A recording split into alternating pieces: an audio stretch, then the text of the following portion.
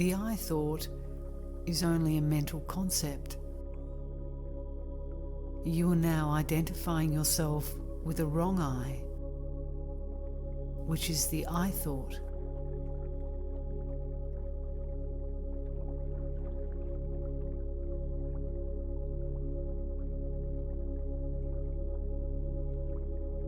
This I thought rises and sinks, whereas the true significance of I is beyond both.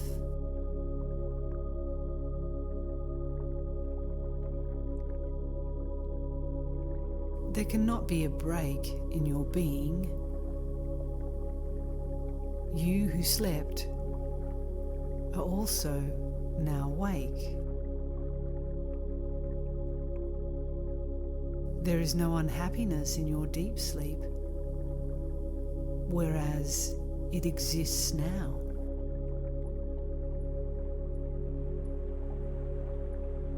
What is it that has happened now so that this difference is experienced? There was no I thought in your sleep, whereas it is present now.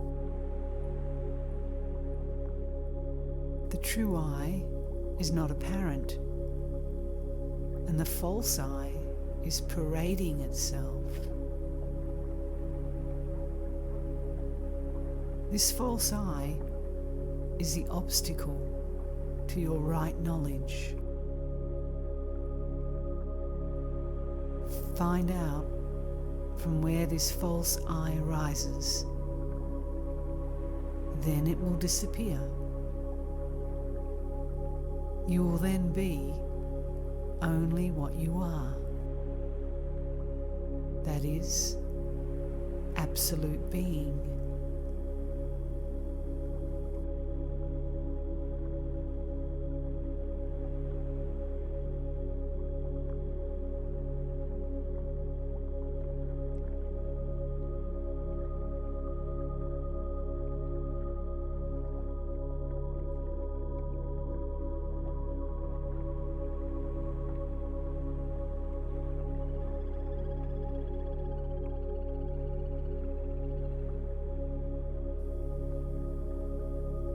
Search for the source of the I thought.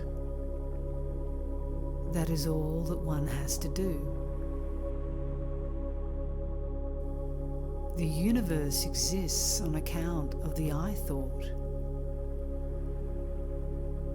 If that ends, there is an end to misery also. The false I will end only when its source is sought.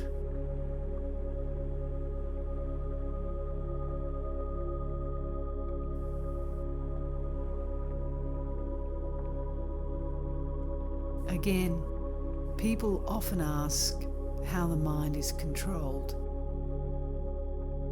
I say to them, show me the mind, and then you will know what to do. The fact is that the mind is only a bundle of thoughts. How can you extinguish it by the thought of doing so or by a desire? Your thoughts and desires are part and parcel of the mind.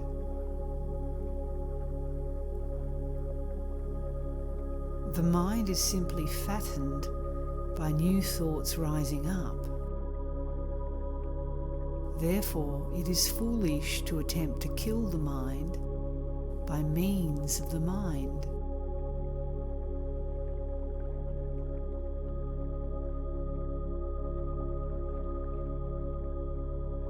The only way of doing it is to find its source and hold on to it.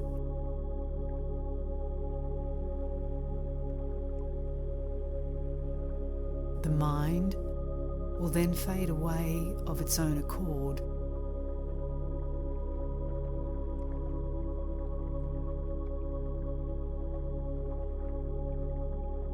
Yoga teaches Chitta Vritti Nirodha, control of the activities of the mind.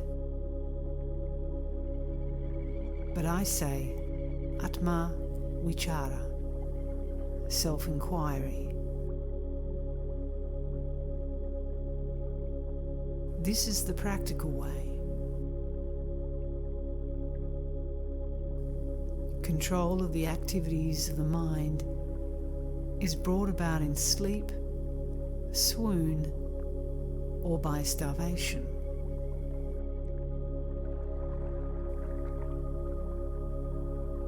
As soon as the cause is withdrawn, there is a recurrence of thoughts.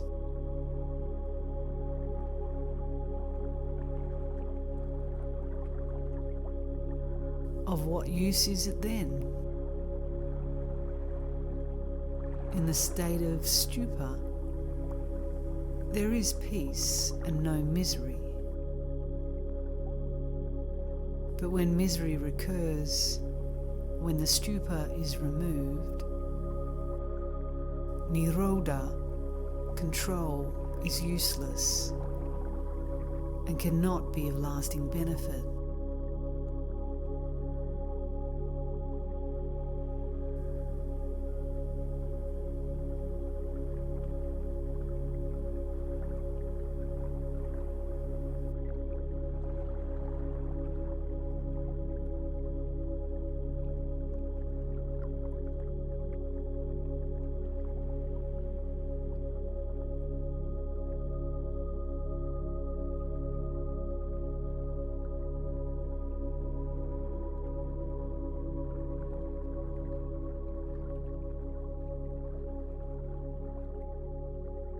How then can the benefit be made lasting?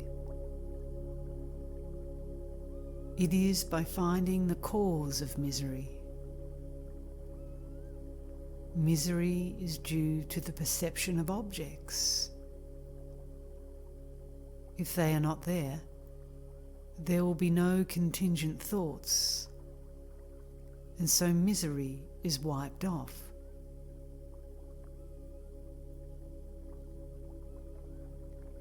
How will objects cease to be, is the next question. The scriptures and the sages say that the objects are only mental creations. They have no substantive being. Investigate the matter and ascertain the truth of the statement.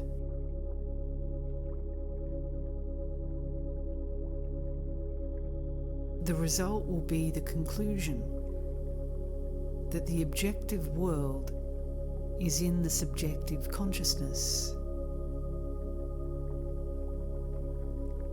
The self is thus the only reality, which permeates and also envelops the world.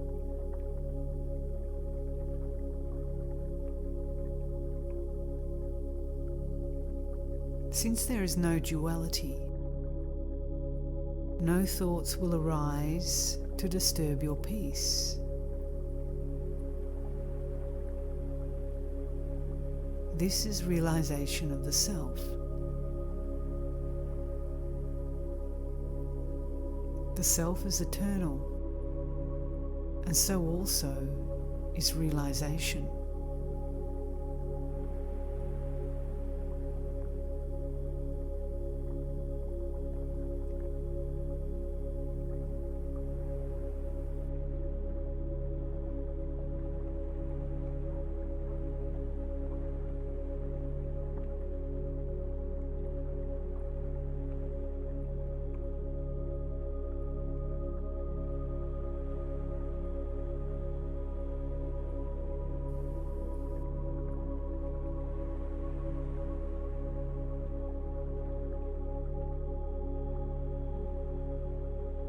Spiritual practice consists in withdrawal within the self every time you are disturbed by thought.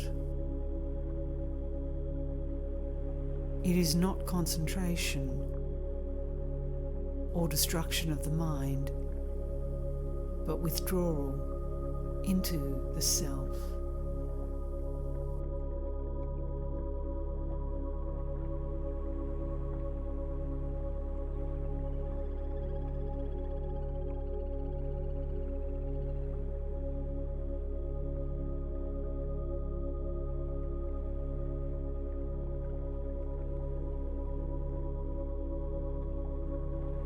Concentration is ineffective because to ask the mind to kill the mind is like making the thief the policeman. He will go with you and pretend to catch the thief, but nothing will be gained. So you must turn inward and see from where the mind rises, and then it will cease to exist.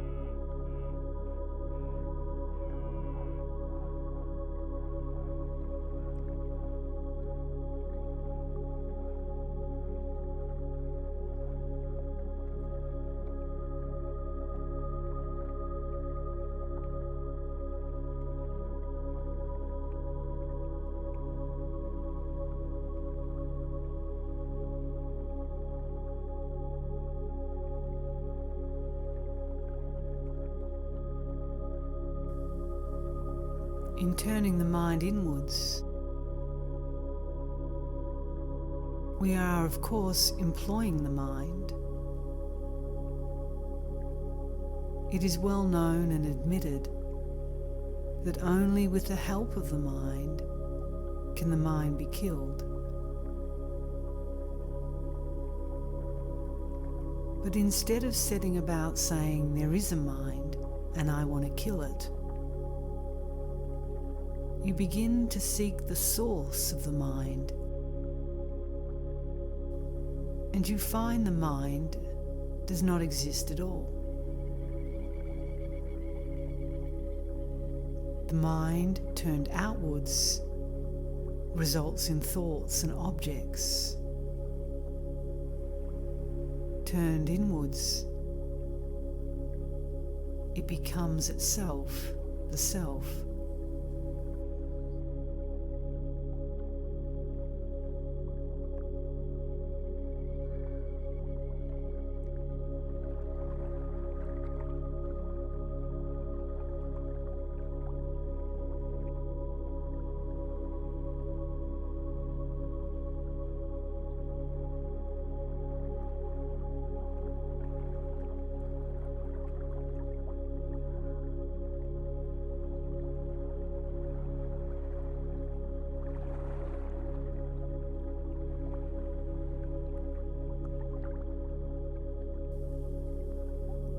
You need not eliminate the wrong I.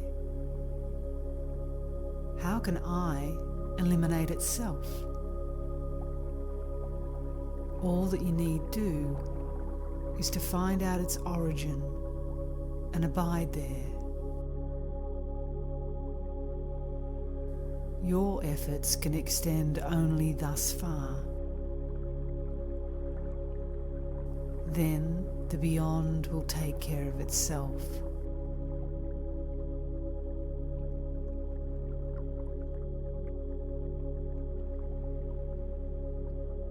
You are helpless there. No effort can reach it.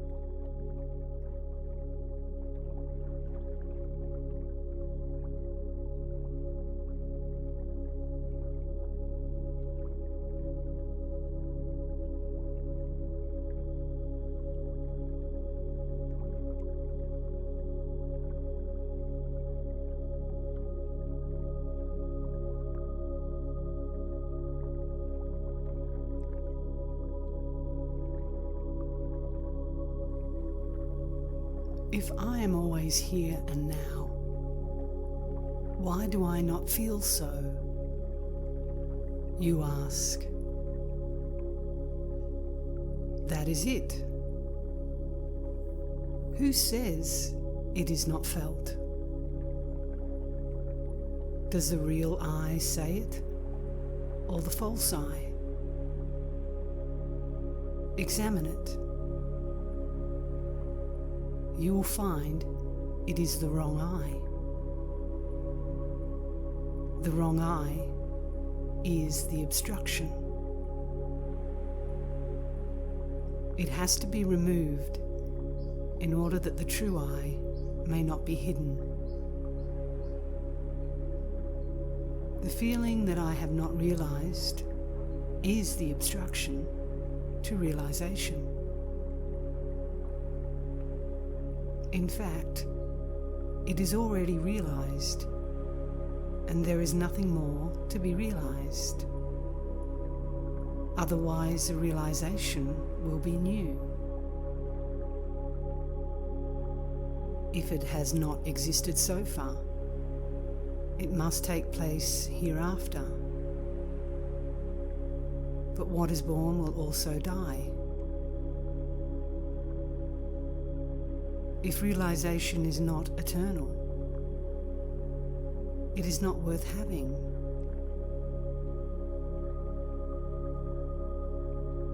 Therefore, what we seek is not that which must happen afresh. It is only that which is eternal, but now not known due to obstructions. It is that which we seek. All that we need to do is remove the obstruction. That which is eternal is not known to be so because of ignorance. Ignorance is the obstruction. Get over the ignorance and all will be well.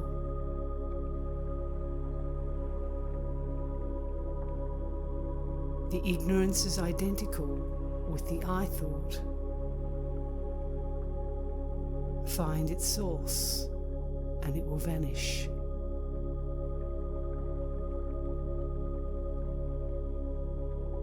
The I thought is like a spirit which, although not palpable, rises up simultaneously with the body, flourishes, and disappears with it. The body consciousness is the wrong I. Give up this body consciousness.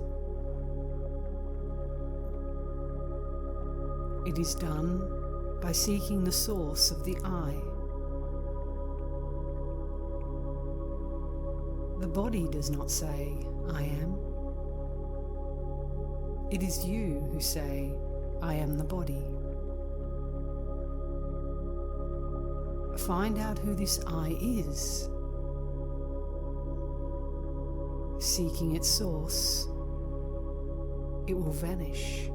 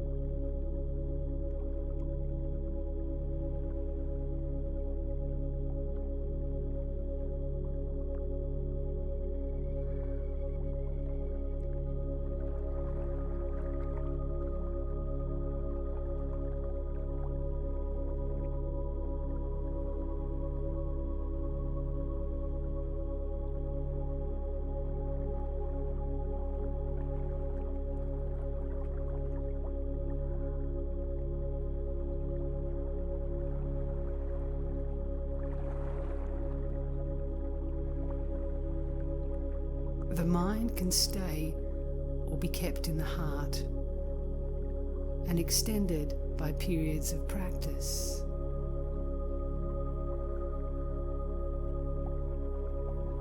At the end of each period, the mind returns to the present normal state.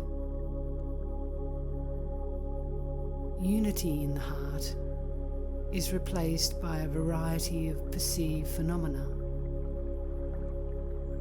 This is called the outgoing mind. The heart-going mind is called the resting mind.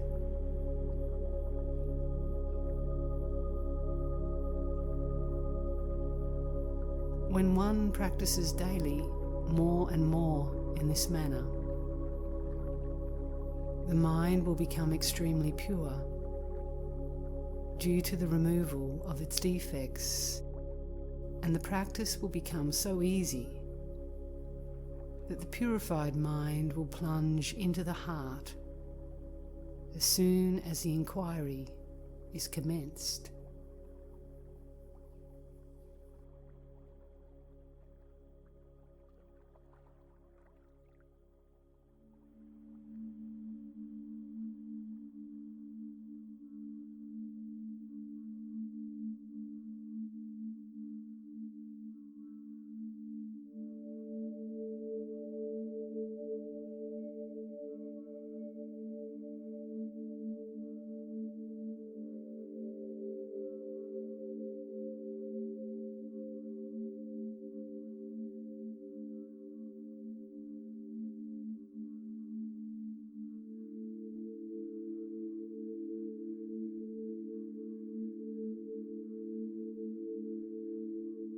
It is possible for a person who once has had the experience of Satchitananda in meditation to then identify themselves with the body when out of meditation. But gradually, they will lose the identification with the body in the course of their practice. In the floodlight of the self, the darkness of illusion dissipates forever. Experience gained without rooting out all the vasanas cannot remain steady. Efforts must be made to eradicate the vasanas. Knowledge can only remain unshaken after all the vasanas are rooted out.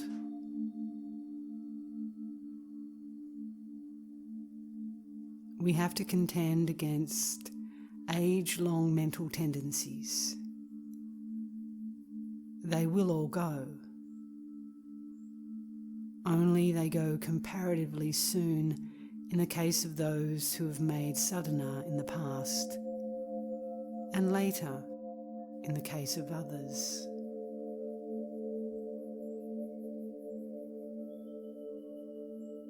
But when the sun rises, does the darkness go gradually or all at once?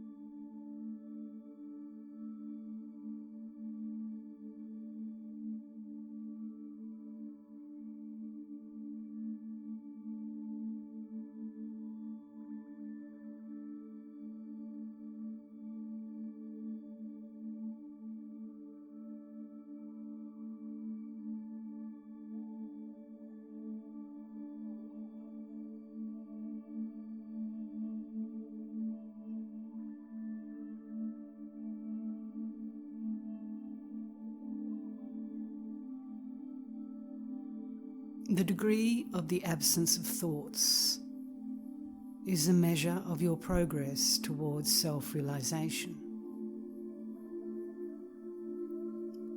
But self-realization itself does not admit of progress. It is ever the same. The self remains always in realization. The obstacles are thoughts.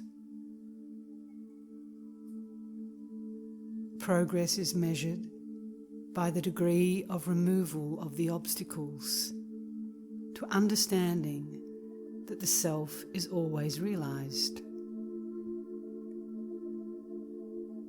So thoughts must be checked by seeking to whom they arise. So you go to their source, where they do not arise.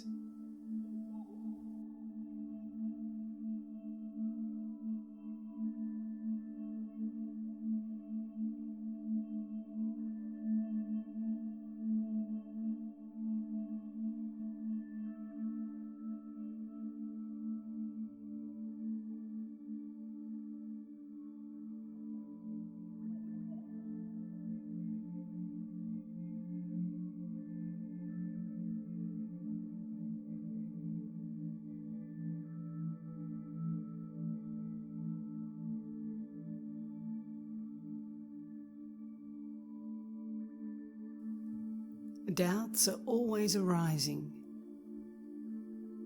A doubt arises and is cleared. Another arises and that is cleared, making way for yet another. And so it goes on. So there is no possibility of clearing away all doubts. See to whom the doubts arise. Go to their source and abide in it. Then they cease to arise. That is how doubts are to be cleared.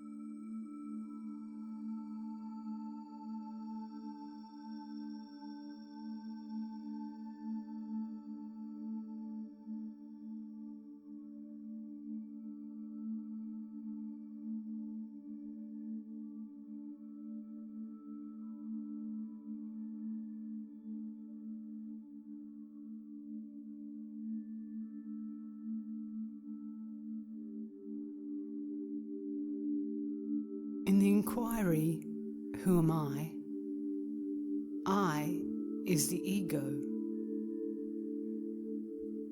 The question really means, what is the source or origin of this ego? You need not have any particular attitude in the mind. All that is required is that you must give up the attitude that you are the body of such and such a description, with such and such a name. There is no need to have an attitude about your real nature. It exists as it always does. It is real and has no attitude.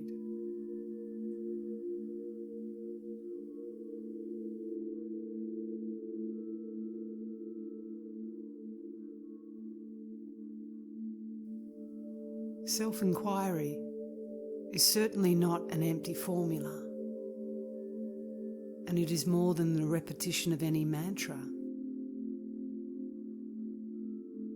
If the inquiry, who am I, were a mere mental questioning, it would not be of much value. The The very purpose of self-inquiry is to focus the entire mind at its source. It is not, therefore, a case of one eye searching for another eye. Much less is self-inquiry an empty formula, for it involves an intense activity of the entire mind to keep it steadily poised in pure self-awareness.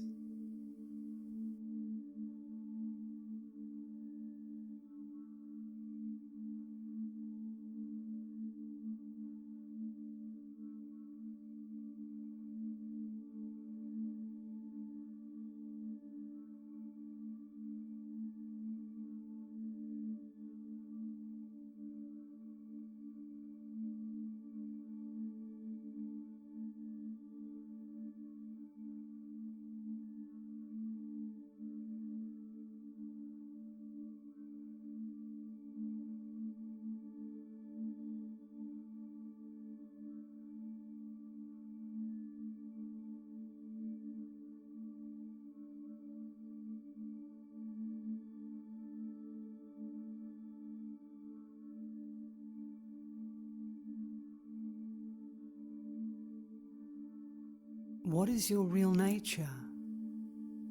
Is it writing, walking, or being? The one unalterable reality is being. Until you realize that state of pure being, you should pursue the inquiry. If once you are established in it, there will be no further worry. No one will inquire into the source of thoughts unless thoughts arise. So long as you think, I am walking or I am writing, inquire, who does it?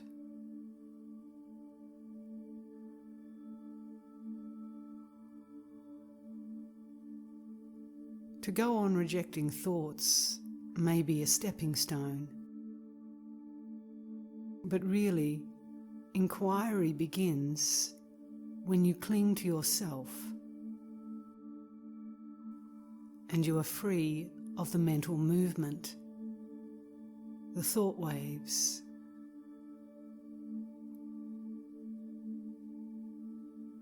Self-inquiry, vichara, is not intellectual. It is an inner quest. Holding the mind and investigating it is advised for a beginner. But what is mind after all? It is a projection of the self. See for whom it appears and from where it rises. The I thought will be found to be the root cause. Go deeper. The I thought disappears, and there is an infinitely expanded I consciousness.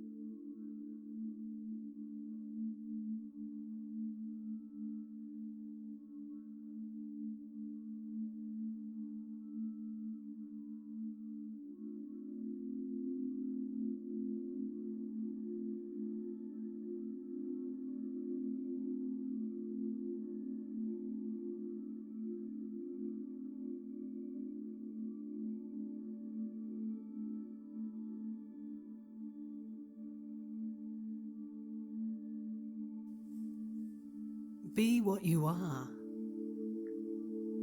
There is nothing to come down or become manifest. All that is necessary is to lose the ego. That which is always there. Even now, you are that. You are not apart from it. The blank that you experience is seen by you. You were there to see the blank. What do you wait for? The thought, I have not seen, the expectation to see, and the desire of getting something are all the workings of the ego. You have fallen into the snare of the ego. The ego says all these things, and not you. Be yourself, and nothing more.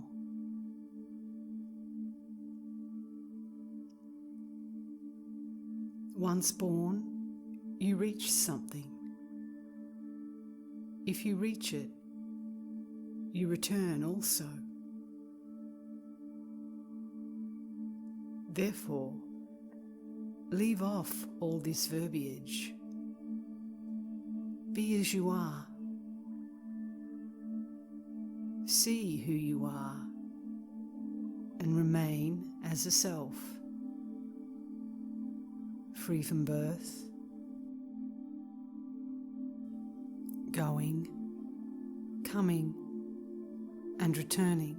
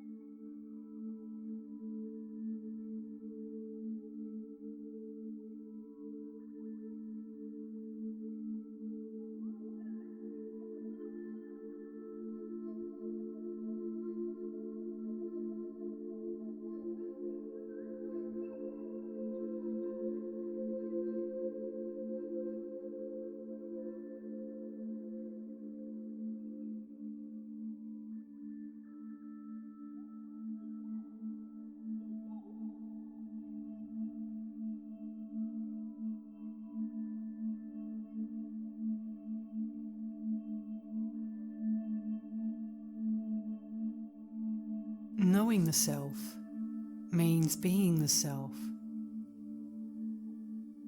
Can you say that you do not know the self?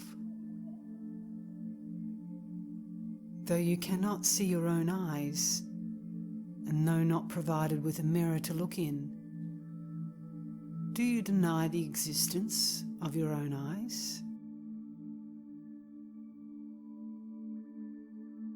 Similarly, you are aware of the self, even though the self is not objectified. Or do you deny yourself because it is not objectified? When you say, I cannot know the self, it means absence in terms of relative knowledge, because you have been so accustomed to relative knowledge that you identify yourself with it. Such wrong identity has forged the difficulty of not knowing the obvious self because it cannot be objectified. And then you ask, how is one to know the self?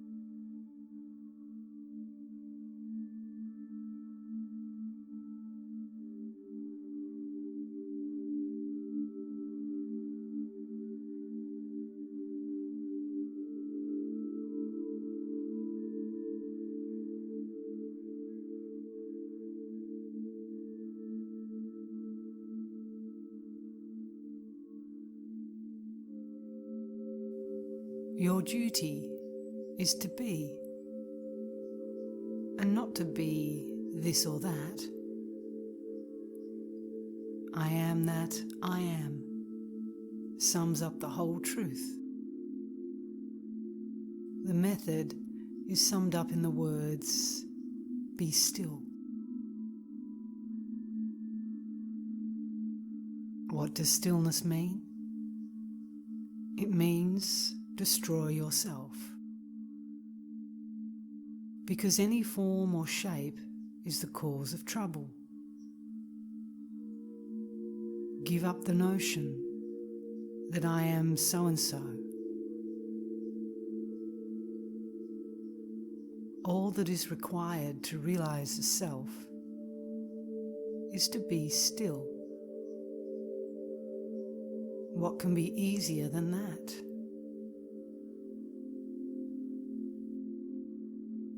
Hence, Atma-vidya, self-knowledge, is the easiest to attain. The truth of oneself alone is worthy to be scrutinized and known.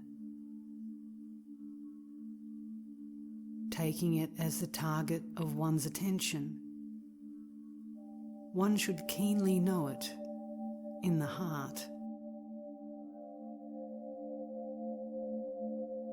This knowledge of oneself will be revealed only to the consciousness which is silent, clear, and free from the activity of the agitated and suffering mind.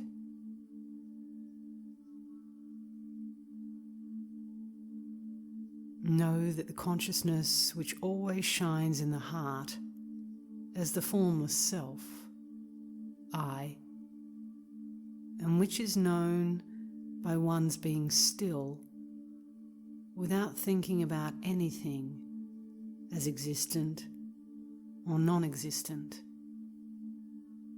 alone is the perfect reality.